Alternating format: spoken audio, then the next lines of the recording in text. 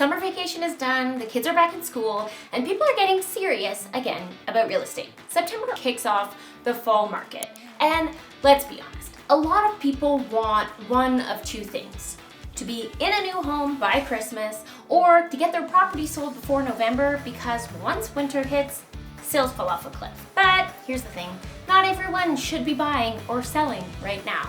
For some, yes. For others, absolutely not.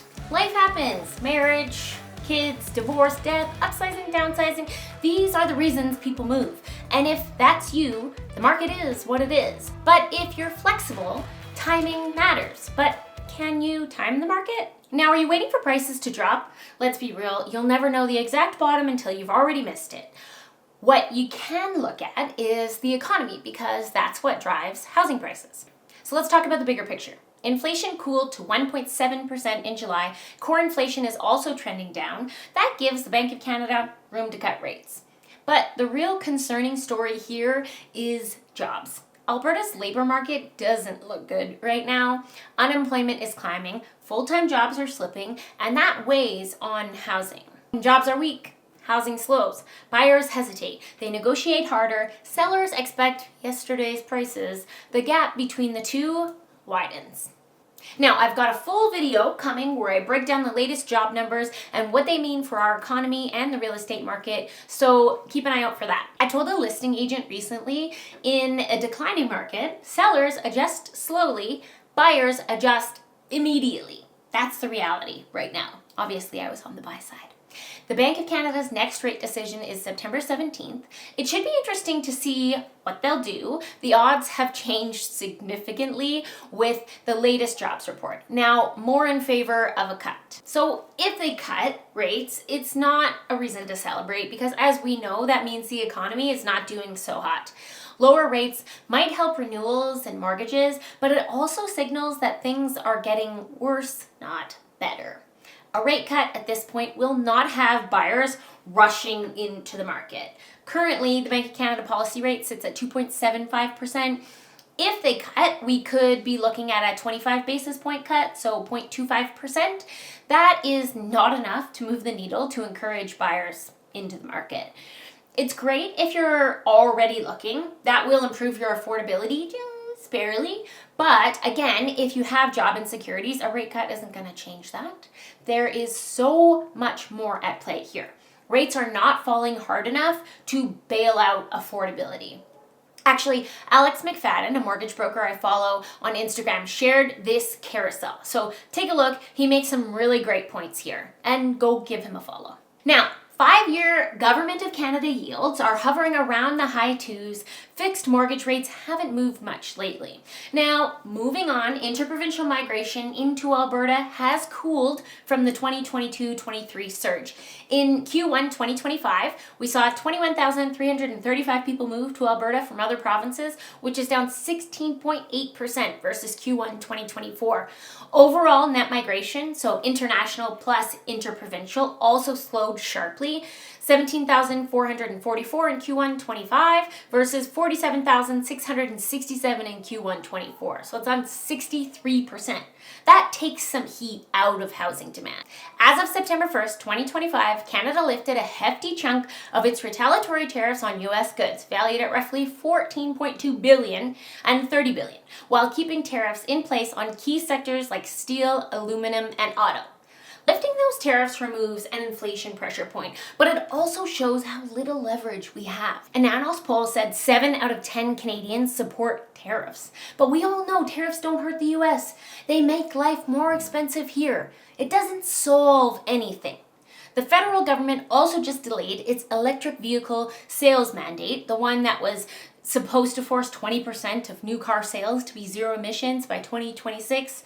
I mean, it's bullshit and it's to go all together. But Danielle Smith recently said, for years, Alberta has called on the federal government to get rid of their eco-radical policies, including the EV mandate. In recent months, premiers and industry leaders from across the country have joined our call to end the EV mandate. The federal government should not be dictating what cars Canadians can and cannot drive. This kind of market interference will only drive up costs for everyday Albertans and Canadians. Although I'm encouraged by Prime Minister Mark Carney's decision today to pause the federal government's unrealistic and ill-fated EV mandate, it's not enough. The EV mandate must be scrapped entirely, along with the other bad laws that are holding our country back. Today's decision is the first of many that must be made to create the investor certainty we need to unleash Canada's economic potential. If we want Canada to be economically stronger, the federal government must immediately repeal all the Trudeau-era laws that restrict resource development and have shattered investor confidence, including the oil and gas emissions cap, Bill C-69, the tanker ban, the net zero power regulations, and the censorship measures imposed on our energy companies. Until all these policies are changed, repealed, or cancelled, we will not attract the capital to keep our energy industry growing and competing globally. Well said, Danielle.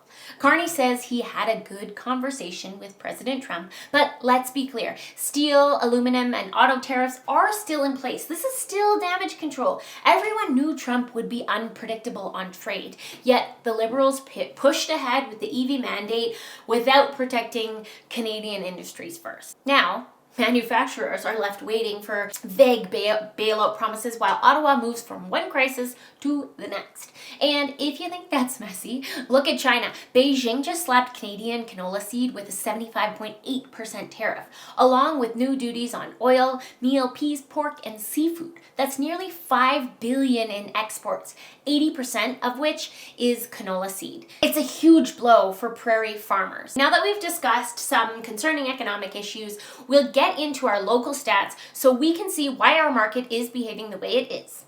Sales in August were 1,989, down 8.8% year over year. I touched on the reason our sales numbers are down already, but really it's job insecurity, slower interprovincial migration, higher rates and prices. Affordability is stretched. We saw a significant increase in prices the last few years, and it's become more and more unaffordable for many people to own a home. So less demand is translating directly into fewer sales.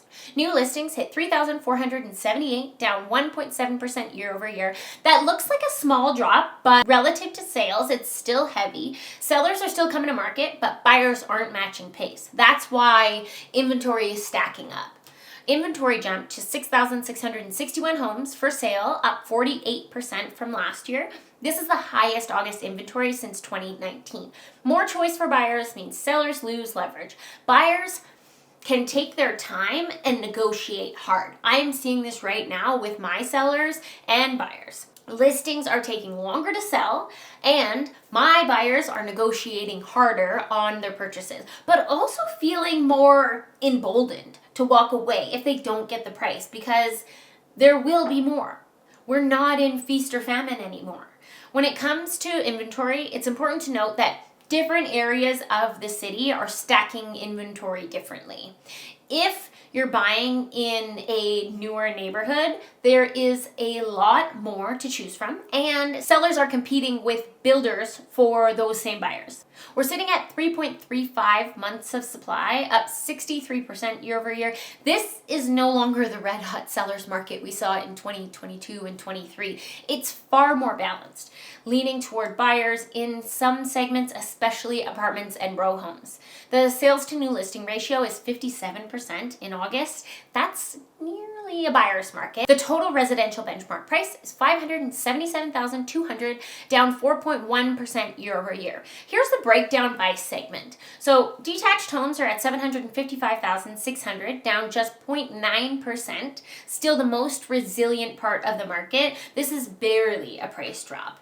Semi-detached are at $687,200, actually up 0.9% year over year. Limited supply is keeping these stable. If you're trying to find a reasonably priced semi-detached in the inner city right now, that competition is a little fierce. Row homes are at $439,600, down 4.8%, and apartments are at $326,500, down 5.8%. So higher density is driving the bulk of price declines. These segments also had the biggest run up during the boom and now face the most competition from new builds and rental supply coming on. Let's talk about what this means for sellers. If you're not getting showings or offers, it's price or condition. That's it. Clean, paint, repair, stage. Be the best option in your bracket.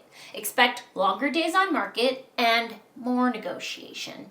Plan your pricing strategy around weeks, not days. This is tough for sellers, but if you need to sell for any reason, going into the sale with expectations is very dangerous because right now our market is shifting and buyers unfortunately don't care what you expect to get. They will pay market value or less because they see the market going down quicker than you do and they are taking advantage of that. And on the buy side, as they should.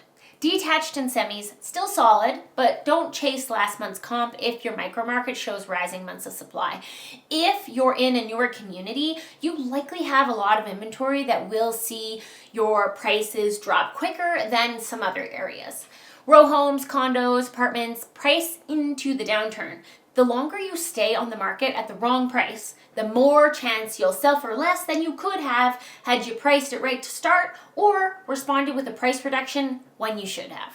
What this means for buyers, you have leverage. You use it. Be disciplined on price. If the math doesn't work, walk away. Only buy if these things are true. Secure job, cash buffer after closing. You want the specific home. If you're flexible and shopping row homes and condos, you'll have lots of choice. Detached, semi-detached may require faster moves depending on the area. The buy now or wait answer, straight up, if life events are driving the move, like I said, marriage, children, divorce, death, you move, market or not. It's discretionary. Acknowledge where we are with our market. That environment usually rewards careful buyers and punishes unrealistic sellers. Could you buy today and it be worth less in a year? Yes, especially in higher density segments. Could you wait and miss the right house? Also, yes, especially in the best detached semis where good product still moves. That's the trade-off. My advice is simple. Anchor your decision to job security and cash flow, not the headlines. If either is shaky, waiting is rational. If both are strong and the house is right, just negotiate hard. I've said this before, but I think there is a good business case for Calgary. It's a very attractive place to live, and even with prices going down here, in Ontario and BC, we are still considered affordable. I think we are seeing an adjustment, obviously, but I don't think it's going to be so significant that we erase the price gains from the last few years. I also don't want to commit myself to a market prediction too far out. It's unrealistic. But if you're selling now, do that because I think your home will be worth less next year. We've not hit the bottom yet. I'm always here if you have any questions about your specific real estate goals. Thanks for watching, and I'll see you soon.